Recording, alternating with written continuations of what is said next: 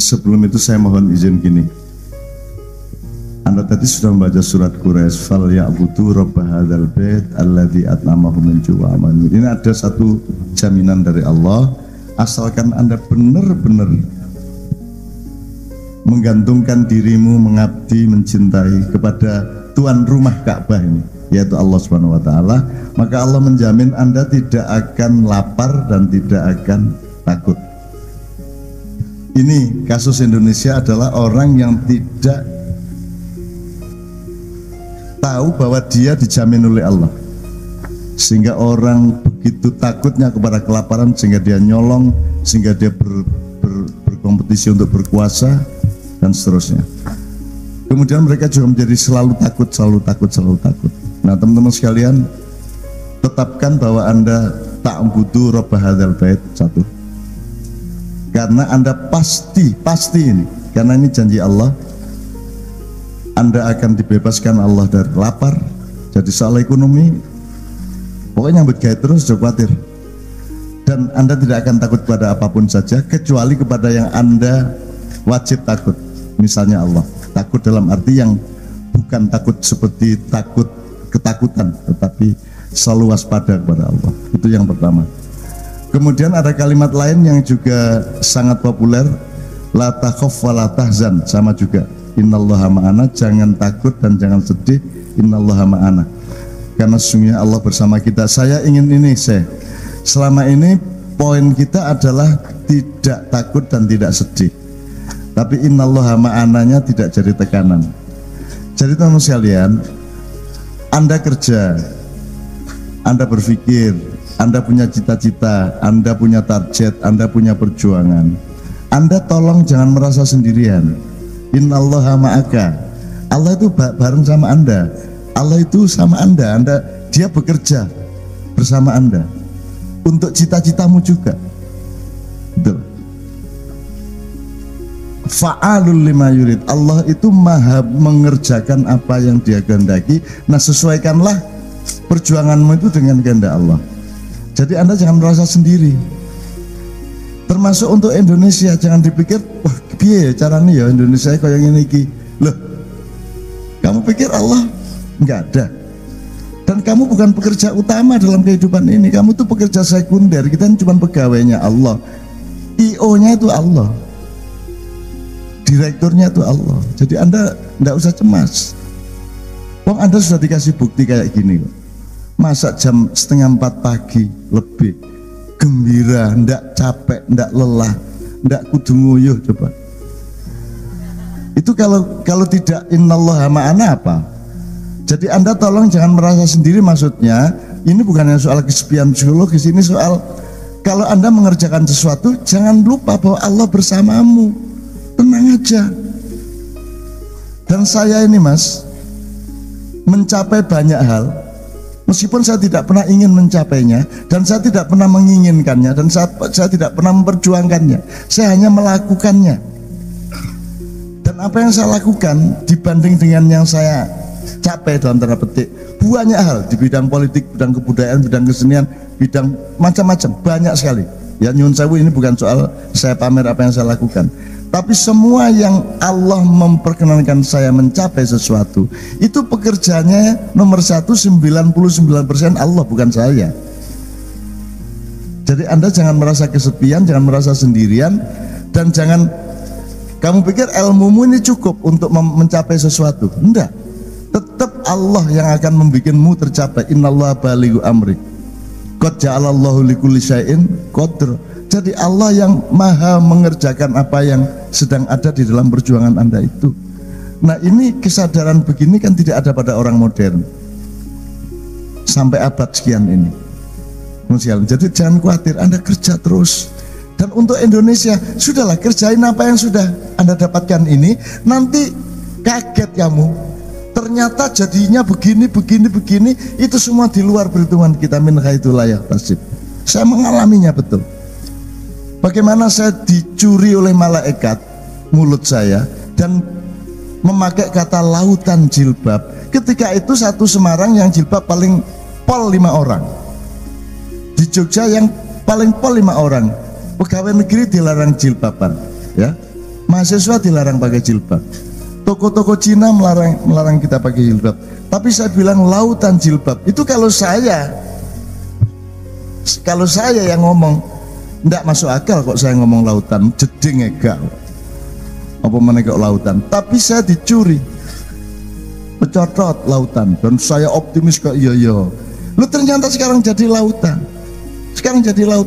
Cuman Anda jangan ragus, jangan lantas orang yang berjilbab kamu tuntut untuk benar-benar bertakwa sempurna, ya ndak. Jilbaban maksiat ya ono, gitu ya. Biasa memang hidup itu seperti itu. Jangan berpikirnya terlalu bernafsu untuk terhadap kebaikan pun jangan bernafsu gitu loh. Jadi kita tetap harus punya hierarki seperti yang Sabran bilang tadi, bahwa Allah sendiri Allah sendiri gitu kok Anda mau ndak gitu. Anda kan maunya ideal, semua beres gitu loh. Kalau gitu kenapa Allah pakai bikin iblis, bikin neraka? Mbok sudah dia bikin pesta kebahagiaan di surga langsung, ndak usah lewat dunia, ndak usah lewat Semarang, Ungaran, Grobogan. Mbok sudah langsung di surga aja kita berpesta pora di sana. Terus ndak ada orang berbuat buruk kan? Enggak. Allah maunya kayak gini. Jadi Anda juga harus kayak begini, ndak apa-apa. Selama Anda hidup di dunia ya cuman gini. Ya memang cuman begini. Imanmu pun kadang naik kadang turun, kan gitu. Kepercayaan dirimu kadang naik kadang turun. Jadi tidak ada masalah.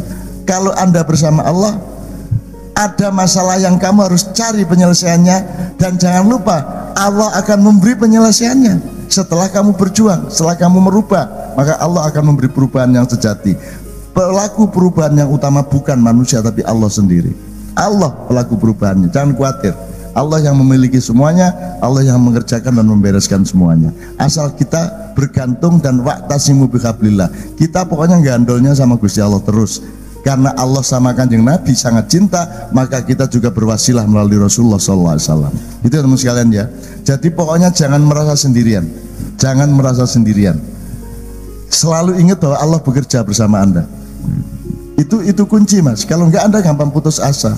Ora apa-apa, sikat baik, terjang baik, rabi randu duit wis nek wis wayahe wis lah, pokoknya mbok piye carane lah, sikat baik wis nyambut gawe sesuk mbok piye lah, bismillah gitu ya, bonek lah gitu. Lu kalau enggak gimana? Lu mana berani saya seniman enggak jelas penghasilannya kawin sama Novia kalau pakai, enggak berani saya. Kalau itu niat saya, enggak akan pernah berani berniat. Sampai Sabrang, begitu saya nikah, terus Sabrang hidup bersama saya, terus saya sekolahkan di Kanada, semua orang mengejek dan mengecam Novia. Goblok, cantik, artis terkenal, rabi karo wong ranggenah, racetol, kan gitu. Dan Sabrang mendengar itu dari teman-temannya semua tanpa mereka tahu bahwa dia anak saya. Dan Sabrang senyum modar bapakku kan gitu. Jadi mas, jangan dipikir yang membuatmu tercapai itu adalah ilmumu dan skillmu.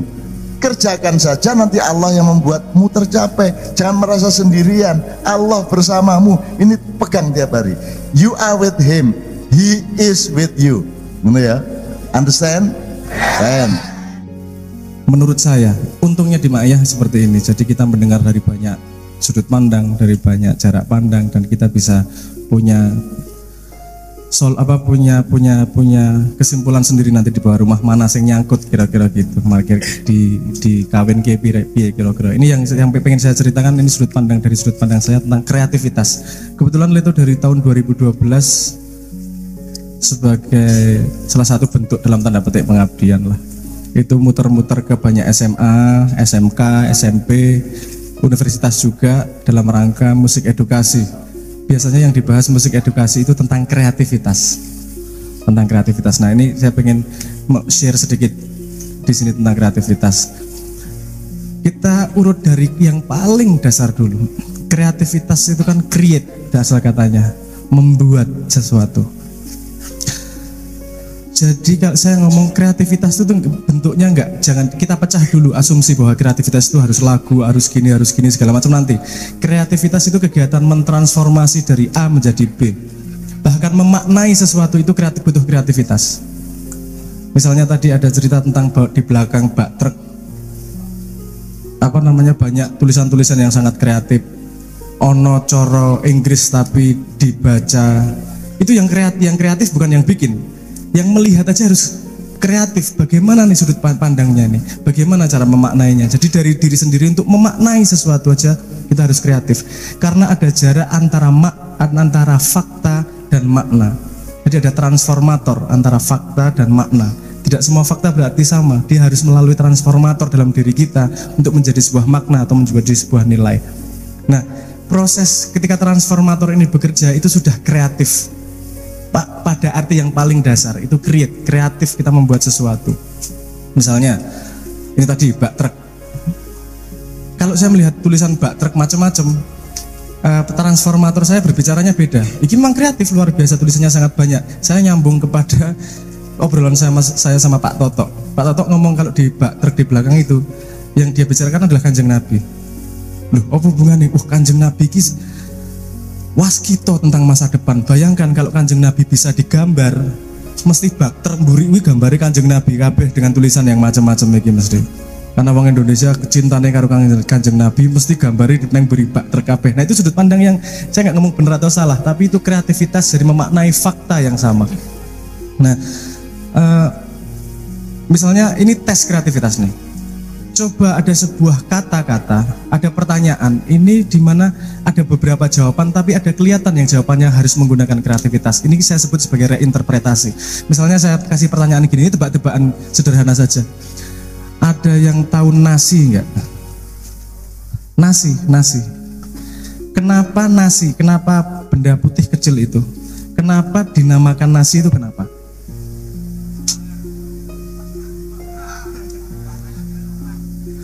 Jangan menertawakan itu. Kalau jawaban sederhana ya dari sananya atau dari etimologi, karena langsung kita berpikir pada arah itu. Tapi ada yang menjawab dengan sangat kreatif, karena Dina lapar. Kenapa dinamakan nasi? Karena Dina lapar. Dia hanya kenapa? Cuman dalam imajinasinya dinamakan satu kata nasi, kata berikutnya.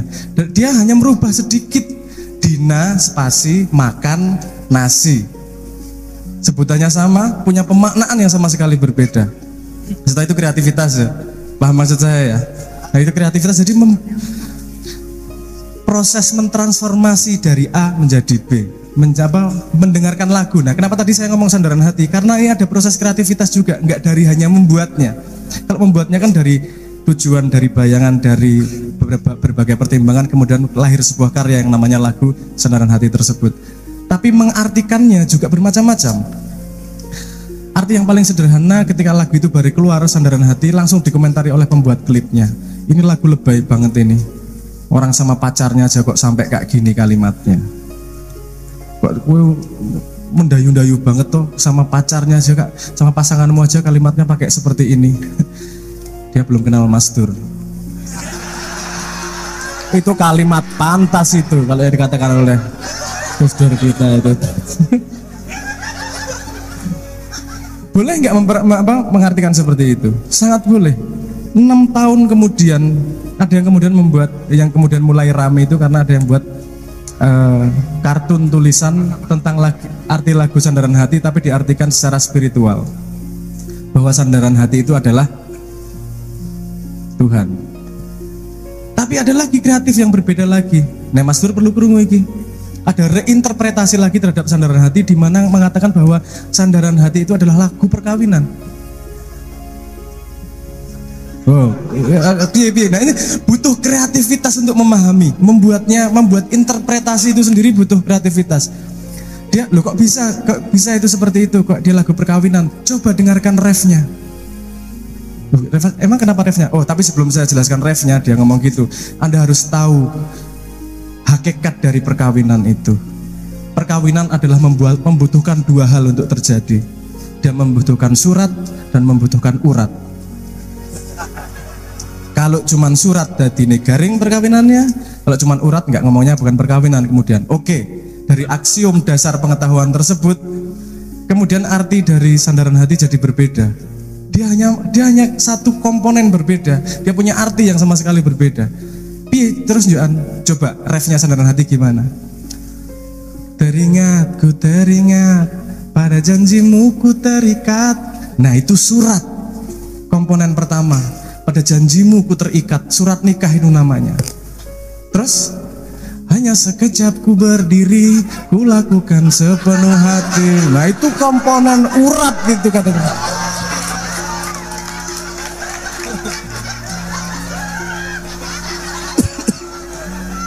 Hanya sekejap ku berdiri, walah. Paham maksud saya? Ya mbak jomblo apa ora ya paham lah. Enggak masalah. Apa? Oke. Jadi tadi mentransformasi dari A menjadi B itu sudah proses kreatif. Tapi kemudian proses kreatif itu menjadi kompleks. Nanti kalau ada outputnya misalnya lukisan, outputnya ada kemudian lagu, outputnya tesis atau paper, outputnya cara joget yang baru, outputnya bentuk kumpulan seperti ini, itu output dari kreativitas karena ada parameter lain yang bekerja. Nah, di musik edukasi saya menceritakan bahwa proses kreatif itu ada tiga langkah. Pertama menyerap, yang kedua meledakkan, dan yang ketiga menata. Menyerap adalah bagaimana kita mengambil input dari semua apa yang terjadi di sekitar kita. Entah itu ilmu, entah itu lagu. Karena Anda nggak mungkin bikin lagu kalau nggak pernah dengerin lagu sebelumnya. Ya nggak? Nggak mungkin bisa ngelukis kalau nggak belajar ngelukis dari orang yang pernah bisa melukis. Jadi proses menyerap segala macam diserap. Misalnya apa? Kalau di sini serap warna hijau, ada lampu, ada tiang, ada kegelapan. Nah, misalnya itu kita serap. Setelah diserap kita sudah punya komponen dasar, kita punya hulu ledaknya. Terus kemudian kita ledakkan. Ledakan adalah proses ketika kita mencoba membuat menjadi sesuatu yang baru tanpa berpikir baik buruknya. Ledakan misalnya gitu. Nah, misalnya apa tadi?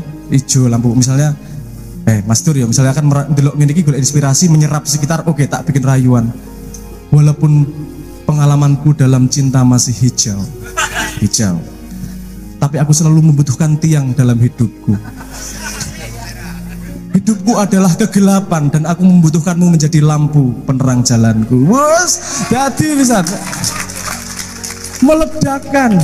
Jebule lampunya merah. Nah, paham ya? Jebule lampu merah itu faktor lain lagi. Karena setelah meledakkan kita punya bahan ledakan yang sangat banyak, kemudian kita menata. Menata adalah meletakkan ledakan ini tadi, memilih ledakan ini tadi menjadi sesuatu yang pas pada tempatnya. Misalnya begini, kalau Anda bikin lagu untuk Anda dengerin sendiri, nggak perlu peduli sama waktunya berapa lama. Anda bikin lagu setengah jam nggak peduli, karena Anda tidak harus tahu batas, nggak perlu menata untuk Anda sendiri kok. Nah, ketika hasil kreativitas ini Anda serahkan kepada orang lain, kita harus punya konsideran dia masuknya kemana. Kalau musik misalnya ya dia panjang lagunya 3 menit, 4 menit, 5 menit, karena jarang ada yang mau mendengarkan lagu begitu panjang. Memperhatikan tren masa kini seperti apa kalau Anda ingin berniat untuk menjual lagunya misalnya, itu konsideran dari menata. Terus misal apa menah yo? Misalnya begini, kalau bikin tesis, kamu ngarang kreatif boleh, tapi kemudian kalau tesis menatanya bagaimana? Ini sudah pernah ditulis sebelumnya apa belum ya? Sudah ada atau belum ya? Ngapa Anda nulis yang sudah pernah ditulis sebelumnya? Makanya perlu mencari tahu agar bisa menata itu tadi.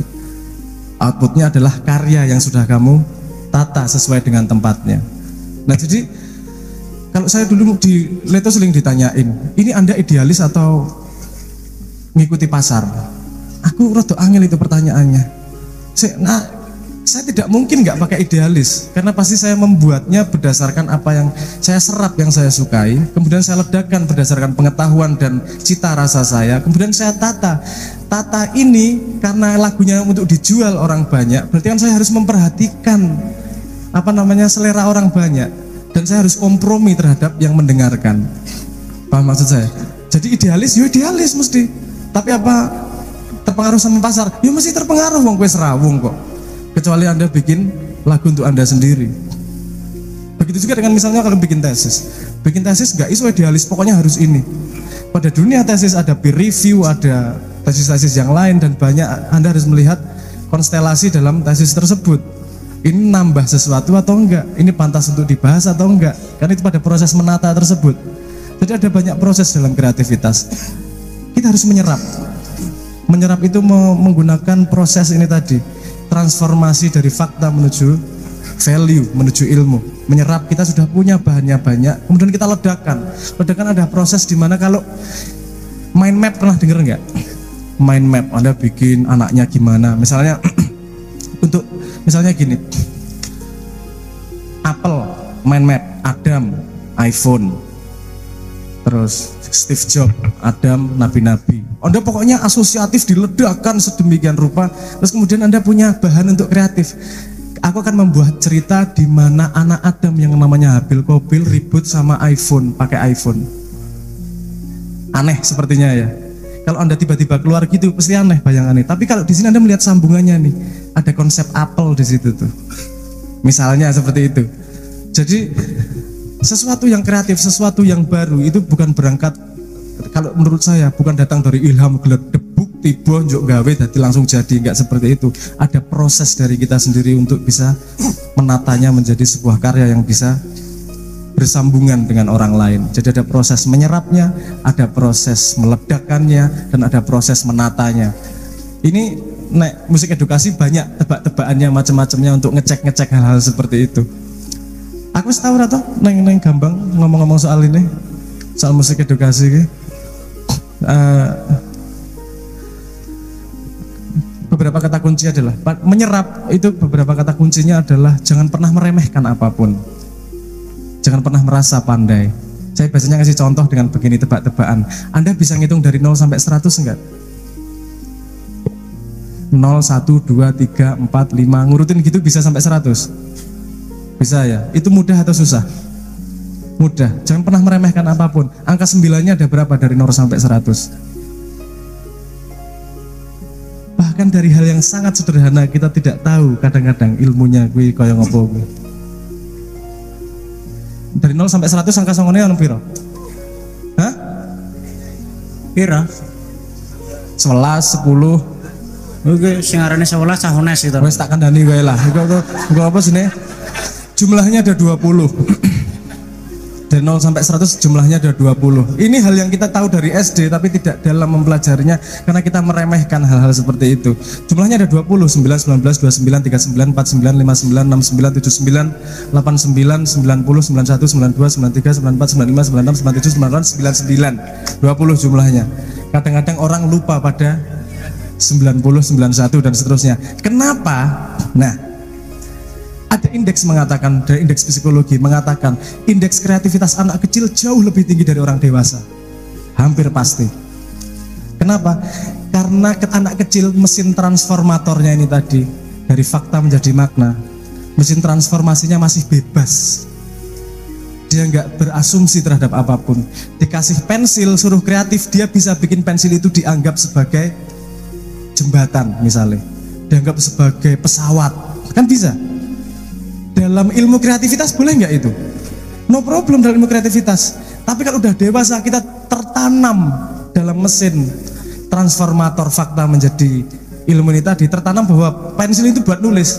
Jadi kita tidak punya ide lain untuk mengaplikasikan pensil tersebut. Dengan kata lain, imajinasi kita terlimitasi ketika transformator itu terbentuk dan kaku dan tidak cair. Bagaimana cara mencairkannya? Adalah dengan public space, ngobrol seperti ini, sudut pandang yang banyak, cara pandang yang bermacam-macam, resolusi panjang dan seterusnya, sehingga kita mencairkan cara pandang. Kita bisa mengartikan hal yang biasa diartikan menjadi sesuatu yang beda. Jomblo misalnya, artinya apa? Randuwe pacar. Oh, oke. Bisa diartikan dengan lain, cara lain. Penderita cacat tuna asmara, bisa. Oh, lebih lumayan. Pengertian yang lain apa? Oh tidak, karena saya berbakti bercontoh kepada Tuhan. Tuhan pun jomblo, tidak ada pasangannya, maka saya akan ikut jomblo. Boleh nggak?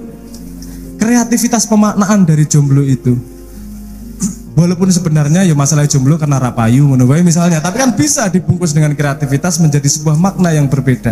Jadi ada jarak antara fakta dan makna, ada jarak antara fakta dan value. Di situ di tengahnya ada transformator yang ada di dalam kepala kita, dan itu adalah kunci dari kreativitas.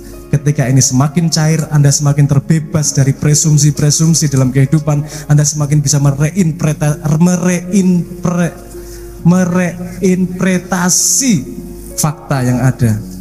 Anda tidak gampang dibawa, Anda tidak gampang dipengaruhi, karena Anda punya pengertian yang daulat terhadap fakta apapun. Karena tidak ada satupun fakta yang punya arti yang sama untuk setiap orang. Pasti ada beda dikit-dikit, dan seterusnya lah. Jadi kembali ke kreativitas. Kreativitas adalah proses transformasi. Dari A menjadi B, dari nasi menjadi beras, dari kain menjadi baju, dari huruf menjadi kata, dari kata menjadi kalimat, dari kalimat menjadi paragraf, dari paragraf menjadi sebuah cerita, cerita ada plotnya, dan seterusnya. Proses transformasi. Selama Anda masih bertransformasi, Anda melakukan kreativitas. Bahwa hasil kreativitas berguna untuk orang banyak atau tidak, itu langkah berikutnya dari kreativitas tersebut. Nanti kalau mau kita bahas lebih lanjut, oke, tapi untuk dasar dari kreativitas tersebut, dari sudut pandang saya, petanya seperti itu. Dan proses dari teman-teman Gambang Syafaat 19 tahun ini sangat menghasilkan kreativitas yang luar biasa. Misalnya salah satu contoh yang saya lihat sendiri, dimanapun Ma'iyah yang ada format MC-nya koyong ini yang di sini. MC-nya tidak di atas, MC-nya di bawah, jalan-jalan mencairkan suasana, membuat tertawa, kadang-kadang korbannya dirinya sendiri, nggak masalah. Yang penting tertawa, itu solusi lokal. Saya melihat itu kreativitas lokal untuk menghadapi masalah. Dan dikatakan Pak Ilyas tadi, saya juga setuju. Obstacle is the mother of invention. Masalah itu ibu dari kreativitas. Karena kalau Anda punya masalah, pasti Anda cari cara untuk memecahkannya. Mesti. Tapi syarat nomor satu, Anda mengakui dulu masalah gue. Nek misalnya masalah putus, yuk kemudian durung diakui, isik ra percaya, isik sedih-sedih, ngrungokke lagu-lagu sedih, terus kemudian menderita, yuk nyukur rambutnya ngasih teh, gitu. Anda tidak akan maju. Ketika sudah tahu, masalahku ngene, nanti pacar tak golek carane piye untuk memecahkan masalah, kemudian keluar kreativitas, menemukan cara untuk merayu, menemukan cara untuk mendekati mendekati wanita. Kalau memang sudah jalan itu tidak cukup, mencoba mencari para orang tua yang sudah desperate, anaknya nggak rapi-rapi misalnya, atau mencari calon mertua yang khilaf. Iyalah carane, yang penting memecahkan masalah. Nah, kreativitas itu sangat penting. Dulu, anak muda ini biasanya masalahnya sangat banyak. Saya dulu juga kalau sama teman-teman di Jogja, cah-cah sing kos-kosan biasanya ada masalah dengan makan tidak teratur. Mereka punya kreativitas, beli baju batik satu. Kondangan itu memecahkan semua masalah. Itu ingenuity itu nek wong sugih gak kepikiran niku ngopo tuku batik. Lho kok ngerasa kayak kiri ngelih wetenge. Modal batik karo amplop kosong. Ya, betul, itu solusi luar biasa. Maksudnya segala macam triknya ngerti gitu. Nah, kreativitas bisa datang dari masalah. Kalau Anda merasa tidak punya masalah, berarti Anda belum cukup dalam melihat apa yang terjadi dalam diri Anda. Karena semua orang pasti punya masalah. Tinggal hierarkinya, singgung ngomong kaduan gue. Tapi sebenarnya selalu ada akar untuk membuat masalah tersebut dan kreatif. Nah, contoh misalnya lagu itu ada yang namanya Layang-Layang judulnya. Saat itu saya tidak pengen motret apa-apa. Kemudian saya bikin masalah sendiri. Masalahnya yang saya bikin begini, saya ingin bikin lagu dengan lirik kumpulan dari kalimat yang dari kata-kata yang diulang. Kemudian saya ngumpulin layang-layang, kunang-kunang, kura-kura, dan seterusnya. Yang kata berulang saya kumpulin, saya coba rangkai untuk menjadi sebuah kalimat, sebuah lirik untuk menjadi dalam lagu. Walaupun tidak semua kepakai, tapi masalah itu sudah membawa saya satu langkah untuk berkarya. Endingnya nggak semua dipakai, tapi masalah saya buat sendiri. Masalah bisa dibuat sendiri untuk berkarya tersebut.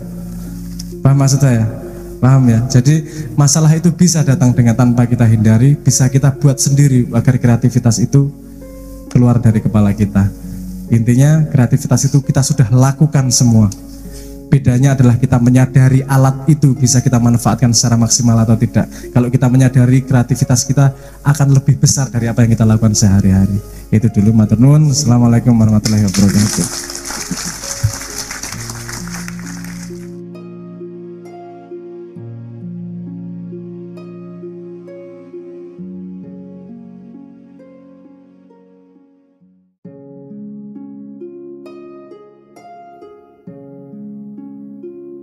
Assalamualaikum warahmatullahi wabarakatuh. Kerjakan saja, nanti Allah yang membuatmu tercapai. Kun fayakun.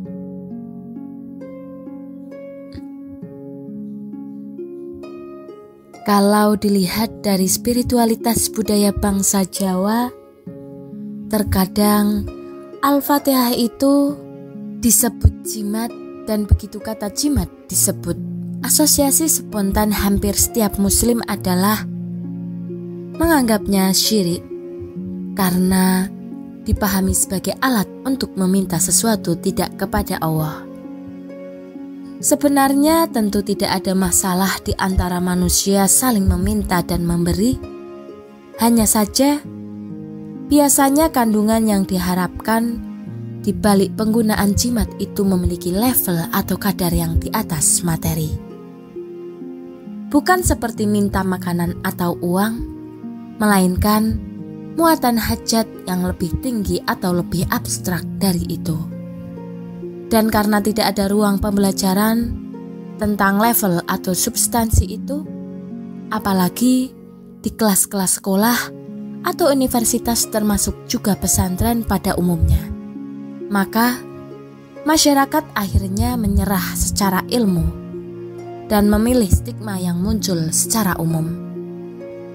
Kebanyakan orang, termasuk banyak pemuka agama dan kaum cendekiawan, bersikap stigmatik, membiarkan diri bersama banyak orang untuk melakukan penta'arifan terhadap hal secara gebiah-uyah, serampangan dan spekulatif. Dalam hal jimat ini, baik yang dituduh maupun yang menuduh tidak berperan positif untuk menuju kebenaran asasinya. Kata jimat berasal dari kata azimah, artinya keagungan. Allah Al-Azim adalah Allah yang Maha Agung. Kosakata agung itu mengandung banyak dimensi, kebesaran, kehebatan, ketinggian, kedahsyatan dan atau keunggulan. Al-Fatihah itu sangat agung, tidak melenceng orang Jawa menyebutnya jimat. Masalahnya adalah bagaimana konsep di dalam pikiran dan hati orang yang menjimatkannya. Mengandung gejala penuhanan selain Allah apa tidak? Kita sih sudah pasti tidak mentuhankan Al-Fatihah. Maka sangat bisa dipahami secara kultural bahwa jimat itu sesuatu yang eksklusif dan diam-diam diincar oleh kebanyakan orang. Banyak masyarakat sangat terserap oleh wacana jimat, diam-diam ingin memilikinya, bahkan bisa terseret menjimatkan beberapa hal yang mereka dramatisasikan sendiri. Mungkin kita bisa berupaya untuk mengeliminir dimensi-dimensi seram yang membungkusnya. Orang menganggap Al-Fatihah adalah jimat, mungkin karena Al-Fatihah memang pada praktek budayanya begitu sangat penting, sangat khusus, sakral, mengandung rasa ketuhanan setiap kali membaca atau bahkan sekedar membatin dan mengingatnya. Dan pada realitasnya, Al-Fatihah memang diperankan sebagai sesuatu yang sangat penting. Orang berdoa meng-Al-Fatihai Rasulullah, leluhurnya, orang tuanya, para aulia dan almarhum yang diziarahi. Bahkan segala masalah yang menimpa seseorang biasa dimintakan Al-Fatihah sebagai sarana untuk mendoakan permohonan solusinya. Segala macam urusan manusia, problem dan harapan solusinya, sakit dan dambaan sembuhnya, Cita-cita dan idaman tercapainya atau apapun sangat lazim ketika kita libatkan Al-Fatihah ke dalamnya. Al-Fatihah memang agung, memang mengandung keagungan, memang memuat azimah, memang jimat. Karena mendengar sakit, seseorang jamaah ma'iyah membawa air dengan wadah sangat besar. Yang sudah ia bacakan Al-Fatihah 1000 kali, saya menerimanya dengan rasa syukur. Bukan karena jimat Al-Fatihahnya, melainkan karena dia mencintai saya dan memohonkan kepada Allah kesembuhan saya melalui Al-Fatihah 1000 kali tersebut. Sebagaimana setiap dokter, dukun, tabib atau macam-macam penyembuh lainnya yang mengasihi saya obat, saya menerimanya dengan rasa syukur dan saya masukkan ke dalam jasad dan jiwa saya, serta saya laporkan kepada Allah adalah iktikat baik dan rasa sayangnya kepada saya. Adapun hal tentang kebenaran obat, minuman, pil, jimat atau apapun, saya serahkan sepenuhnya kepada Allah. Karena saya tidak punya pengetahuan yang seksama untuk memverifikasinya. Sejauh pengalaman pribadi saya, tidak pernah siapapun yang memberikan obat, jimat, keris, pusaka bentuk apapun kepada saya yang bergejala syirik. Mereka semua tidak menentuhankan selain Allah. Mereka semua bertauhid dan membawakan macam-macam kepada saya hanya sebagai sarana atau wasilah. Sebagaimana Al-Fatihah itu sendiri adalah sarana penyambung hati, jiwa, sukma dan nyawa saya serta kita semua ke Allah Subhanahu wa Ta'ala. Saya berlindung kepada Allah dari segala kesembronoan dan ketergesaan untuk menuduh siapapun melakukan syirik. Jangan-jangan sok tahu saya akan menjerumuskan saya menjadi makhluk atau apalagi zalim. Segala macam urusan manusia, problem dan harapan solusinya, sakit dan dambaan sembuhnya, cita-cita dan idaman tercapainya, atau apapun itu, sangat lazim kita libatkan Al-Fatihah ke dalamnya. Al-Fatihah memang agung, memang mengandung keagungan, memang memuat azimah. Memang Al-Fatihah adalah jimat. Sekian yang dapat kami sampaikan. Mohon maaf apabila terdapat kesalahan dalam penyampaian. Wassalamualaikum warahmatullahi wabarakatuh.